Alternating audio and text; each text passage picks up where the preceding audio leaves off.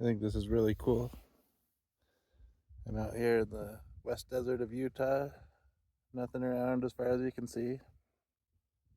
There's this huge sinkhole here. But right under the edge of it is that nest there. If I was over above it, I couldn't even tell it was there. But from the angle, you can see that it was built right under the edge.